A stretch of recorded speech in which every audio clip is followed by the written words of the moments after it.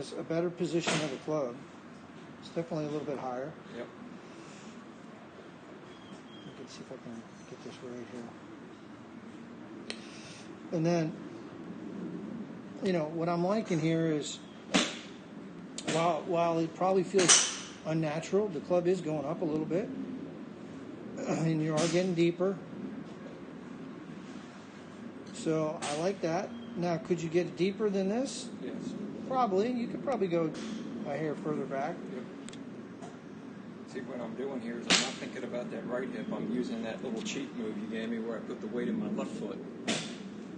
And rock go back? There. Yeah. And then just, and then right down on top of it, which gets a steeper. I like that. I totally like your hand position there. That's a huge change from last time.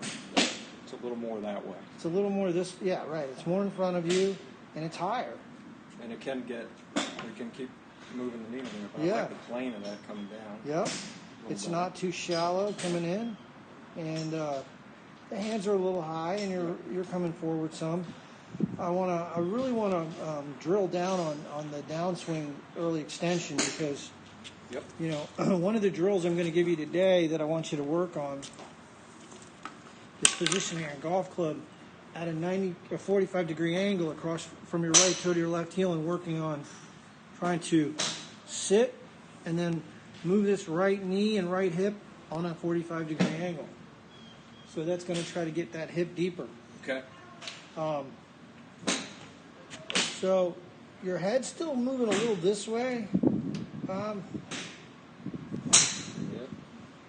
which is perfectly normal when you're slightly out of balance. But think about it. If your weight was forward at address and moving backward, you wouldn't be moving forward. You can't move both ways. So to me, it looks like you're going a little bit. And that might be I'm overdoing or misunderstanding this whole more weight in the left foot. Well, I feel like I'm planting that thing going like this. I'm not saying this. do that. What I'm saying is start there and just turn. And just turn. Yeah. And start just there and just turn. Yeah. Fine. So that was a misunderstanding. Yeah, I didn't want you to feel like you. That'll actually make you move forward. Okay. So that might be some clarification there. But I really like where you got the club. It's better. It's a little laid off, and then I catch up. But yeah, I mean it's not. I mean at the top crazy. That's pretty good right there, really. And you know, moving through the ball with the head coming up a little bit. That to me is the major problem you've got. So we've got to really work on. Another drill I want you to do is stick something about 4 inches above the grip and your hands at address, like a shaft or an alignment stick with a noodle, and just work on working the hands under. So stick it in. So here's what it would look like if you set up.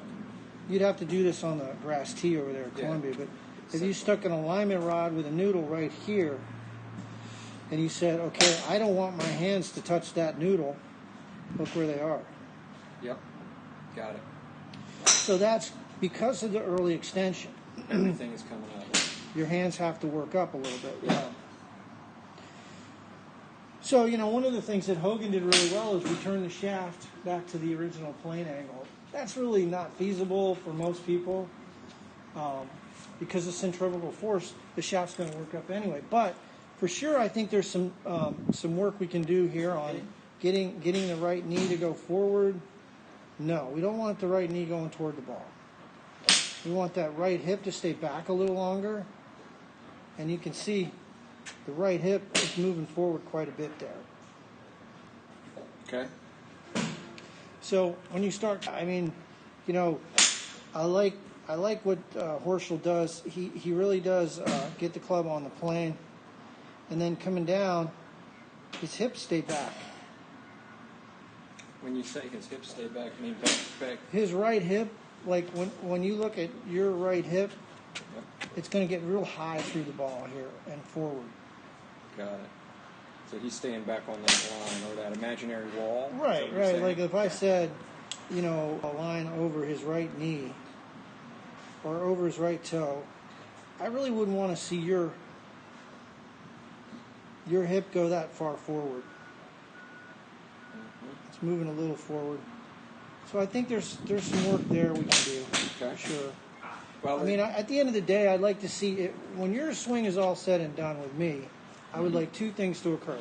I wouldn't say the backswing needs much more work, other than just getting the weight distributed properly, so the weight is more over the front part of the shoe and getting deeper on the initial move back. You've got to get deeper, and then at impact, I certainly think this is something we got to work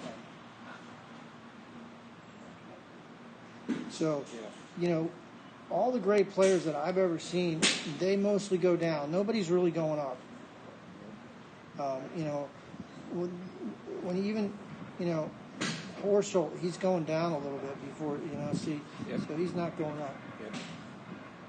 So I think that's where we got to go with you. Okay. So learning that move for sure.